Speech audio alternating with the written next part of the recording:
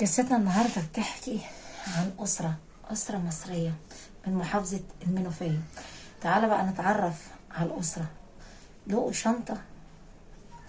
شنطة فيها زي شنطة السفر تحت السرير، فيها جثمان بنت مقتولة في قلب الشنطة.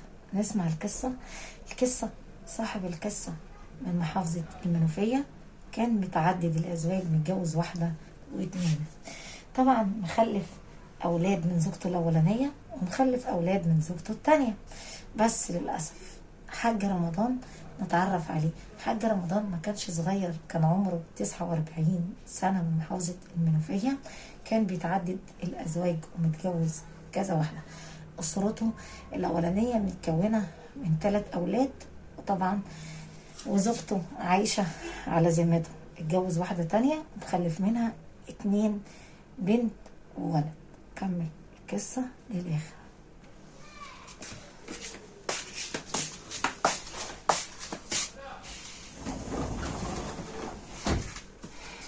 السلام عليكم ورحمة الله وبركاته. أكيد وحشتوني توحشوني. الناس اللي بتحب هناء الأسطورة تنزل تصلي على سيدنا النبي عليه الصلاة والسلام. أنت تصلي على حبيبك وأنا أصلي على سيدنا النبي عليه الصلاة والسلام، ونتبارك بسيدنا النبي، وسيدنا النبي ينزل يتشفق لك يوم القيامة وتاخد حسنة وأنا أخد حسنة. وحياة رحمة لو عندك أب ميت، يا رب يرحمه ويجعل مثواه الجنة. طب لو عندك أم ميتة، يا رب يرحمها ويجعل مثواها الجنة. ورحمة أمة محمد، كلنا أموات الحمد لله. وطبعا لو أمك عايشة يا رب يطول عمرها، ولو أبوك عايش يا رب يديله طول العمر. لا تنزل تحط لايك وكومنت حلو كده للست الغلبانة الشقية، وبلاش تستبخل عليا اللايك، بلاش تزعلني منك، وبلاش تحسسني ان انا ماليش اي وجود في الدنيا. طب وحياة العين دي لا تنزل تحط لايك للست اللي على الله ومن عباد الله. معلش خليها بقى عليك يا بطل المرة دي. هتنزل تحط لايك. تعبت الصراحة. تنزل تحط لايك، كومنت حلو عشان نقدر نكمل ونتحفز. الناس اللي بتقول لي بقى هناء وطي الإضاءة، ماشي نوطي الإضاءة زي بعض. خليها عليك يا هرم، نوطي الإضاءة سنة. المهم اوعى بقى تنسيني، حطي لي لايك، كومنت عامل زي السكر زيك كده. طبعا حاج رمضان كان عايش في محافظة المنوفية. انتوا عارفين ايه العيب الوحيد في الراجل ده؟ انه كل ما يعجبه واحدة يتجوزها. في ست بتقبل تعيش مع الراجل اللي هو متزوج مرة واثنين وثلاثة، وفي ست للأسف بترفض القصة دي. أنا عن نفسي ما بحبش الراجل أصلا إنه يتجوز، ولو حد يتجوزني يعني يطلق مراته، ولو مش عايز يطلق مراته فيسيبه مني أنا بحكي لك كهناء يعني. كملي هنا، استنى شوف، كملي هنا، ورانا حاجة هنا. المهم يلا، لو كنت بتحبني تحط لي بس لايك وكومنت حلو عشان اقدر اتحفز واحكي لك القصص بتاع الست المصرية. طبعا هو ده عيبه، راجل كده مصري وعايش في محافظة المنوفية. انا بتضايق من الراجل اللي بيتعدد الازواج ده. العيال هما اللي بيروحوا ضحية، يعني بيبقى زير نسوان، يعني بيعشق النسوان. لان الراجل اللي هو متعدد الازواج ده يعني بيعددهم ليه؟ قول لي ليه؟ لا اما انت معاك فلوس، بيقول لك لا قادر، لا معاك فلوس. بلاش نعدي الحدود مع الناس عشان احنا ناس محترمه. كمل يا هرم. المهم الهرم اللي قدامك ده بس محتاج قلبك اللي عامل زي السكر يحط لي بس لايك وكومنت حلو عشان هرم مصر يقدر يتحفز. وبعدين عايزه اقول لك على سر. المهم البنت للاسف البنت كانت بتحب ابوها ومرتبطه بيه. البنت عمرها 12 سنه، بس كانت بتحب ابوها لدرجه مش عارفه، لدرجه هستيريا انها بتسيب امها اللي خلفتها وتروح تقعد عند مرات ابوها عشان بتحب ابوها. ابوها كان حنين وبيحب يفرحها ويجيب لها حاجه وهو جاي. طبعا عايشه مع امها. للاسف كانت امها عايشه على قدها كده. طبعا الاب كان بيحبها وبتحب ايه، يحب يجي للاسف يفرحها. في عيل بيبقى مرتبط بابوه، بيحب ابوه قوي قوي وحنين عليه، والاب ده يبقى هو السند وهو كل حاجه. اللي ملوش اب حالته تغم. كمل. مش عارفه اقول ايه. المهم للاسف ريتاج كانت كتير جميله اموره، بس تعرف طبعا كانت بتروح تلعب كتير، فايه بتتضايق منها مرات ابوها، بتتضايق منها عشان بتحس ان ابوها بيحبها اكتر من العيال اللي هي ايه مخلفاهم، زي ما احنا حكينا في الاول. ها وبعدين ايه، وبعدين في يوم كده بتقول لمرات ابوها انا جعانه. للاسف قالت لها اصبري لسه ما عملتش الاكل. قالت لها انا جعانه قوي، ما تعملي لي اي سندوتش شكله عشان خاطري عقبال ما ابويا يجي. طب اديني 5 جنيه، 5 جنيه مصري يعني، اشتري حاجه اكلها. قالت لها ما معيش. راحت خبطاها جامد على بسطه السلم. البنت دي كلها اتفتحت للاسف. وطبعا صاحبتها خافت تبلغ ابوها او تبلغ اي حد. اول ما عملت كده البنت صفت دم كتير وقطعت النفس. خلاص قالت لك دي ماتت. راحت ماسكاها حلوين، طبعا حطاها في حاجه، وطبعا مخبياها في المطبخ. عدى 4 ساعات وبتبص على البنت، لقيت البنت للاسف قطعه النفس خالص، ماتت. طبعا الاب جه بيقول لها انا مش لاقي ريتاج.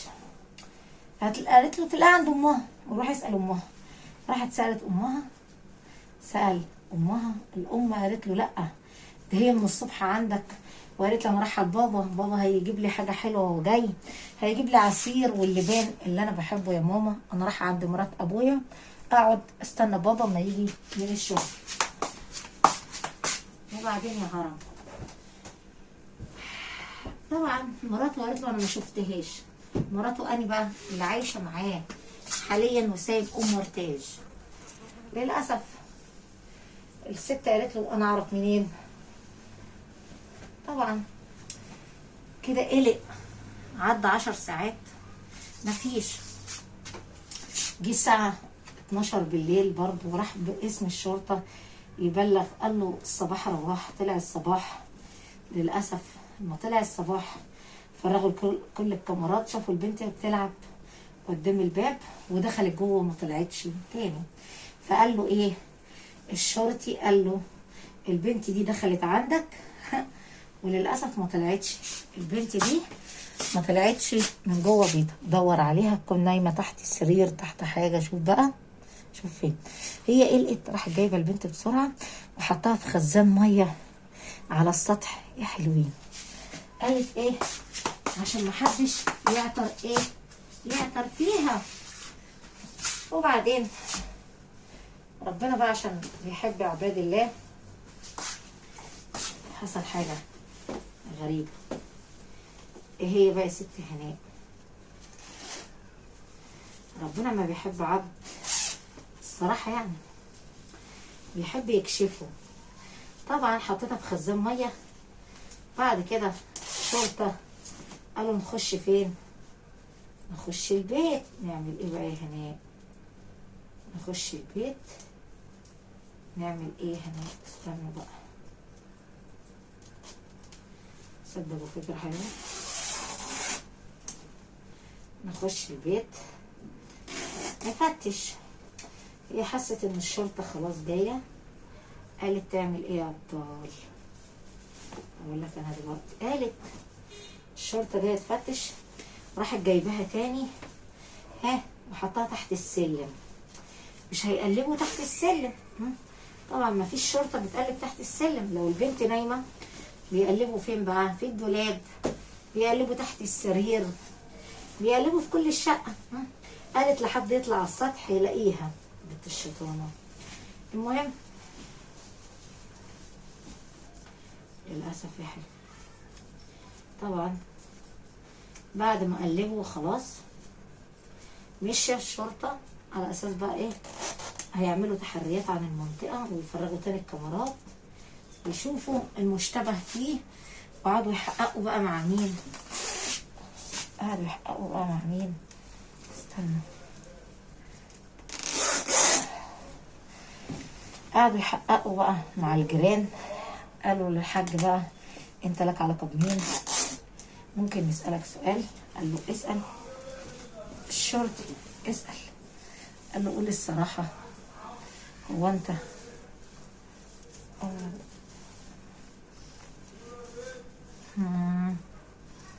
استنى بص، حط لايك دلوقتي وارجع لكم.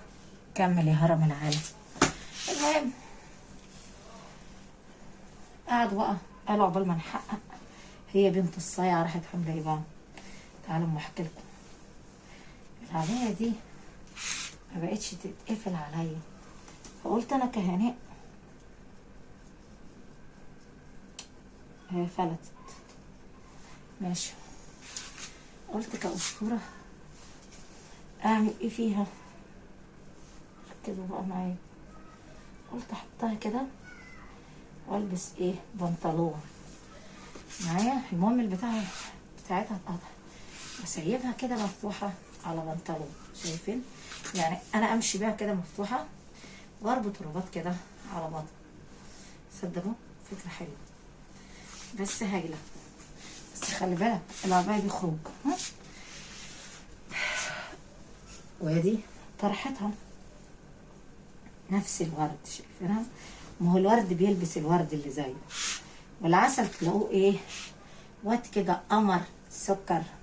تبقى هرم ايه مع طرحه الخلجيه بقى، نرفع لفوق، فاكرين ها؟ بس اما تيجي وانا احكي لك. حلوه صح؟ علي جرى وامسح دموعي بمنديلك. علي جرى صدق عسل. اول مره في حياتي البس حبايه يعني ايه الستايل. طول عمري بكره الرباط على وسطي. والله صدقوا حلوه النبي عسل. لا ده انا همشي بيها بقى يا جدعان. انا قلت امشي بالفكره دي بس دلوقتي اتشدت لازم تروح للترزي. المهم احنا دول سوستتين، احنا نحط دي كده على صدري السوسته كده، طرحه عادي يعني هتنزل، ودي تبقى مفتوحه على صابوع عالي على استرتش، فاهميني؟ يعني على بنطلون. بس ايه رايكم؟ مصحف قمر يعني. المهم نكمل قصتنا بقى. حطوا لايك عقبال ما نقلع واقول لكم تصدقوا شكلها حلو. نبقى عسل عسل عسل. طب لو بتحبني زي ما انت بتقول تحط لايك لهناء. طب لو بتحبني تاني تحط كومنت. المهم يا ولد ما قلتليش ايه رايك في العبايه السوداء؟ اكيد والله العظيم يا هلا انت عسل عسل عسل مسكر مكرم. والله عينيك الحلوه يا وادي اللي شايفاني مكرم عسل سكر عسليات شربطات عند مصر ام الدنيا. يلا بقى نكمل قصتنا. نغمى الاضاءه سنه. المهم مش نستكتب كده لا، راحت جايبه شنطه سفر اكبر شنطه، راحت ماسكه البنت معبياها في قلب الشنطه. لا والله قلبك رحيم. كل ده عشان ايه؟ ما تتكشفش. الله يخرب بيك. المهم يا عيال بعد ما عملت كده طبعا راحت مخبيها خلاص. الشرطه فتشت بقى ها، راحت ايه قالت لك ايه خلاص الشرطه مش هتيجي تاني، احنا نلعب لعبتنا. ايه بقى اللعبه يا هناء؟ ايه اللعبه؟ ها احطها بقى تحت السرير محدش هيشك فيا. تصدقوا عسل عسل عسل. البتاعه دي انا هشتغل بيها دلوقتي. عندي فيديو في المطبخ هركنها بقى فوق كده عشان ما اقعدش افتش واقلب والكلام ده. عندي فيديو في المطبخ وعندي فيديو في الحمام عشان بكره طالعه هرم مصر. رايحه فين هنا؟ طالعه نجمه الساحه. طالعه لايف طبعا. هعمل ايه؟ ربنا يرزقني باي حاجه. انا راضيه باللي ربنا كاتبهولي. انتوا بقى عشان صحابي ما بقدرش اخبي عليكم اي بيزنس. يعني هعمل ايه؟ انا فاضل لي حاجه بسيطه واتطرد من هنا. لازم اكون المقدم. انتوا بقى بتحبوني. ودي كمان شغلانتها سودة، دي رايحه للراجل، شايفينها؟ خليها بقى كده عشان نحطها في الشنطه، يعني نحطهم في شنطه كده، ناخدهم معانا للترز. الترز ده اللي انا قرفت منك. قلت له ليه يا باشا؟ ليه يا عم انا بزهق كده؟ قال لي خلاص هناء خسي شويه، خسي وارحمي نفسك. قلت له حاضر. خلي بالكم المصريين ما بيحبوش التخنه، وانا بديكم فكره، كل حد يقول لي خسي. انا اخواتي لما بيشوفوني بيرقعوا بالصوت الحياني، هناء خسي، لدرجه ان انا النهارده صايمه. علاء نعمه مفطرت الساعه 12 بالليل، يعني 12 صباحا بتوقيت مصر، يعني خلاص زي ما تقول كده عقدوني. فقلت اصوم صايمه من الساعه 4 الفجر، قبل ما الفجر يأذن. والله ما انا فاكره كلت ايه، كلت واحده بندوره وشربت لبن حليب. اما نشوف بقى اخس بقى، باخد بذور الشيا بتسد نفسي والكلام ده كله يعني. المهم يا هرم انت كمل بس قصتك. الوليه المفتريه طبعا الكاميرات اتفرغت تاني وعادوا تحقيق تاني، والناس قالوا ان اخر مره كانت داخله البيت.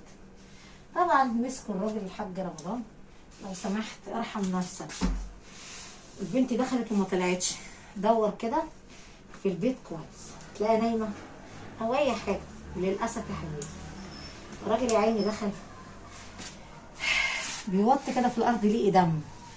يعني بص انا دلوقتي مثلا شغاله اهو، وبعد ما اشتغلت واقفه كده ماشي، ببص في الارض لقيت دم سارح، فهمتوا؟ دم طالع من تحت السرير. بص كده في الارض لقي شنطه سفر تحت السرير. للاسف فضل يقلب فيها لقي جثمان. يا لهوي كانت صدمه بالنسبه له، كانت صدمه بلا حدث. بلغ الشرطه بسرعه، الشرطه جت عملت تحقيق وطلع الكشف الطبي، طلع ان البنت دي مخبوطه على راسها وماتت. يا ريت تيجي على كده. وحاولت لكذا اختناقات، يعني مش الخبطه لوحدها اللي موتتها، لا هي اتحطت في حاجه فطست ورجعت اتحطت في خزان ميه ورجعت اتحطت في شوال. طبعا قال له مين بتشك في مين؟ قال له ما بشكش في حد هنا. قال له لا معلش بقى ما تقوليش كده، معلش دي ماتت هنا جوه البيت عشان الكاميرات ما جابتش، لو الكاميرات جابت كان حد خدها وكنت انت اصلا مش هتشوفها تاني. عرفت كده صح؟ ارحمني عشان ربنا يرحمك، الظابط زهق مني. ارحمني كده عشان ربنا يرحمك. صدقوا انا مش لاقي جواز السفر بتاعي، انا اتسرقت. حبيت اعرفكم ان انا اتسرقت. محدش يعرف انا اتسرقت ازاي. انا اتسرقت والله العظيم ما لاقيه جواز السفر. طب انت مسافره؟ ايوه انا مسافره. انا عادي ممكن اروح شرم. ايه ده؟ ممكن اروح شرم، اروح الغردقه، مش لازم اركب السوبر جيت. صح صدقني كلامك صح هنا. كملي هنا. انا اتسرقت يا عالم. كملي هنا وخلصيني. طب ادوري لوحدك بقى. المهم نعمل ايه؟ طبعا البصمات، رفعوا البصمات اللي على الجسم مع الخبطه مع القصه دي. طلعت بصمات مين؟ ايناس مرات ابوها. طبعا ليه عملت كده؟ قالت خلاص انا زهقت من اللي جايبينها. ليه؟ عشان كل شويه عايز اكل عايز اشرب وانا اتخنقت. عرفتوا بقى؟ يعني انت اتخنقتي تقتلي بنت؟ قالت قتلتها عشان استريح. طبعا الاب قعد يسمع الكلام، زعل جدا وقال لها روحي وانت طالق بالثلاثه، طلقها. وطبعا قالوا لها طب الطفله المسكينه دي عملت لك ايه في حياتك؟ عملت لك ايه عشان توصل ان انت تقتليها يا شيخه؟ حرام عليكي. قالت هو كده. وده اللي حصل بقى. حبيت اخلص مثلت اداء الجريمه بالظبط. انا عملت كذا وعملت كذا وعملت 1 2.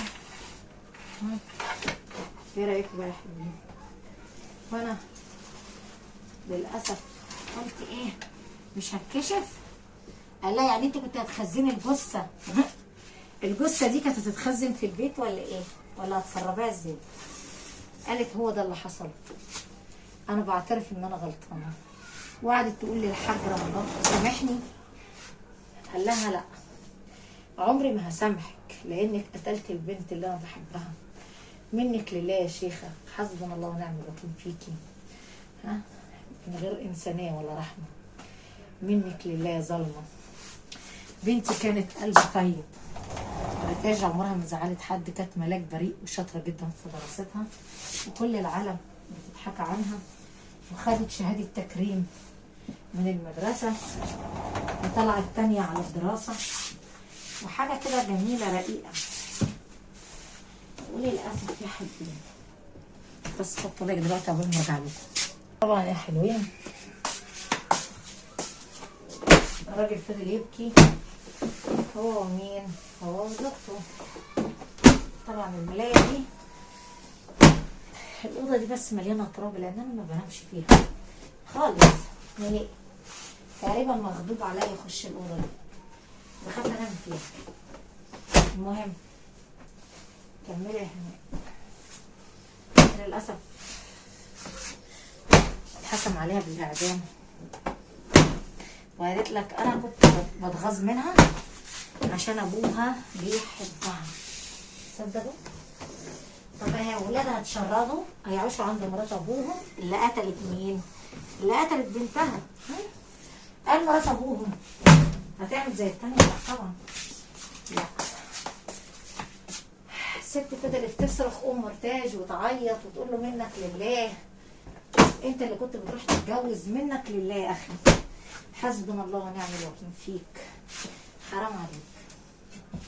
يلا نتيجة القصة دي يا جدعان بلاش كل يوم تتجوز لي وتعملي نفسك ذكر وبطل. يا ذكر انت، ها بلاش، ارحم نفسك كده، ارحم نفسك يا راجل، ارحم نفسك كده وفاكر نفسك بجوان عصرك. ها ارحم نفسك. العيال هم اللي بيروحوا ضحية شهواتك، وراكش الا شهوات الدنيا. ارحم نفسك عشان ربنا يرحمك. العيال ما لهمش ذنب في اللي انت بتعمله. ها كل ذكر فيكم كل يوم عايز يتجوز لي مره. طب ولادك هتخلص منهم ولا هتعمل ايه فيهم؟ حكيلي بقى يا اخويا، حكيلي كده واشكيلي. ما هي مرات الاب خدها يا رب. كل مرات اب مش هتحب ولادك حتى لو خدت ولادك من الست دي. مش عارفه اقول لك ايه. بدأت القصه النهارده. لو عجبتك القصه بتاع الست العسل هتنزل تحط لايك للعسل، ولو ما عجبتكش ممكن تحط ديسك كده، ديسك لايك. خليك فاكر ان انا ست على الله من عباد الله. ارحم نفسك كده. وعايزين نبلغ كل حرامي. ها ارحم نفسك يا حبيبي، ارحم نفسك. كل اللي عايز يسرق فيديوهاتي ينزل يكتب لي بسرعه على اليوتيوب يقول لي هنا انا حرامي محترف. انا اقول لك تسرقني ازاي؟ ها اقول لك تعمل ايه عشان تنجح في حياتك. يا ريت كل حرامي ينزل يعمل نفسه ذكر يقول لي انا حرامي محترف. انت عارف يوم ما رجعت على منصه اليوتيوب قررت ان انا ما ابصش تحت رجليا، ابص لفوق ولا اي حرام ياكل معايا. انا عايزك تعمل لي دعايه على الفيسبوك عشان الناس جمهور الفيسبوك يخش على اليوتيوب هنقدر ايه نستلم الدرع التاني. ها بسرعه يا واقف. هلاقي الاسطوره عايزه تستلم الدرع بتاع هرم مصر. عايزين بسرعه نستلم الدرع. 100,000 لو بتحبوني الناس اللي على اسطوره اليوتيوب تنزل بسرعه على هناء هرم مصر. محتاجين 25,000 متابع عشان نقدر نستلم الدرع ال100,000. لو انت بتحبني من قلبك هتوصل هناء ال100,000. كل واحد يقول لي تم يا هناء، عليا النعمة. لو قلت لي تم لاحترمك واقول اسمك بكل احترام وفخر، وتقول لي انت من اي دولة يا بطل، ها؟ وبتتابعني منين؟ صح كلامك ام غلط؟ قول لي بقى انت من اي دولة، تحب هناء الاسطورة، الكلام ده كله. قول لي حاجة تانية. هناء انا اشتركت على هناء هرم مصر، تم. حط لي بقى لايك كده في التعليقات كده، يعني تم. تم يا هرم مصر، انا نزلت اشتركت لك على هرم مصر. اقول لك ما تحارمش العمر منك. شكرا لكل راجل جدع، شكرا لكل جمهوري. دلوقتي انا هنزل ابيت فطار عشان بطني خلاص يعني فضيت. هنزل 12 بالليل ورزقي ايه ورزقي على الله. البس عبايه عليا كده عشان الدنيا ليل. همشي في الشوارع فاضيه، ما معيش حد، ولادي مش هنا سابوني. المهم فانزلي حط لايك وكومنت حلو، عشان طبعا مش عارفه اقول ايه. كل مره اطلع الحاجات دي كده احطها كده على التسريحه، ميه الورد الزيوتي. شايفين لسه التسريحه عايزه تعمل، بس انا مش عايزه ايه اطول عليكم يعني. الحاجات دي كلها عايزه ترجع دولابي. يلا بقى حطوا لايك كومنت حلو كده عشان نشجع اسطوره العالم العربي. ولو عجبتك القصه هتنزل ترزع اللايك لهرم مصر. اكتب لي في التعليقات تم يا هرم، انا بحبك. اقول لك وانا بموت فيك، وتقول لي انت من اي دوله واسمك ايه. احبكم كتير.